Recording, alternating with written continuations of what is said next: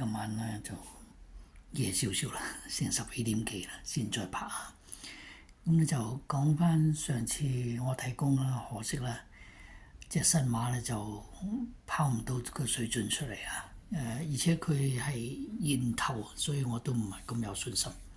咁可惜佢跑第4啦。如果佢跑另外隻12號咧就跑第3啦。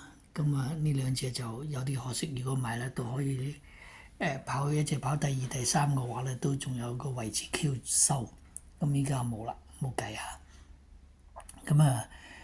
講起聽日啦，聽晚咧我就係睇過，咁我就揀咗第8場嘅。第8場咧，呢度咧有幾隻馬都幾好嘅嚇。首先大熱門呢家就係無限美麗啦，咁咧就蔡約翰啦，蔡約翰都一定會去緊噶啦。第二隻咧就係大衛希斯啦，兩個都而家都係叮當馬頭，你一場我一場啊，咁所以咧呢隻馬咧都係會去到盡嘅。但係贏唔贏得到無限美麗咧就唔知啦，就係要跑過先知。咁呢隻就係第2隻啦。第3隻咧我就幾中意川河洞區㗎，佢啱啱隻馬咧啱啱跑過，又好似覺得未必夠啊，咁就好難講啦嚇。隻馬一定有嘅，咁我諗佢咧趁而家狀態仲有嘅話咧，佢都會搏嘅。咁就算搏唔到第1啦，咁我諗佢都係3甲應該就喺度噶啦。加上冒險東啦，咁佢一定會搏噶啦嚇。咁呢3隻咧就基本上有機會排隊翻嚟啦。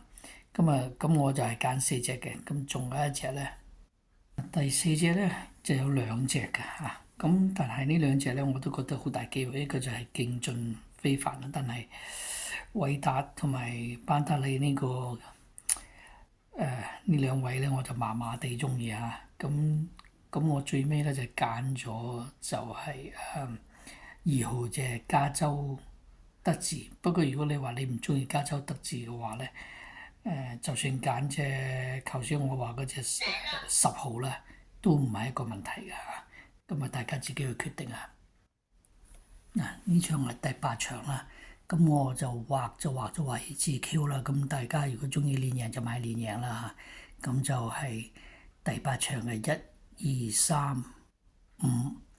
咁如果嗰下中意呢4隻嘅，咁射落去射孖寶下邊都得㗎嚇。咁而家暫時咧就見到好似一起美麗啦，咁就又係蔡約翰啦，咁我都覺得都有得諗㗎。For tomorrow I pick up race 8, number 1, number 2, number 3 and number 5。祝大家好運啊，拜拜。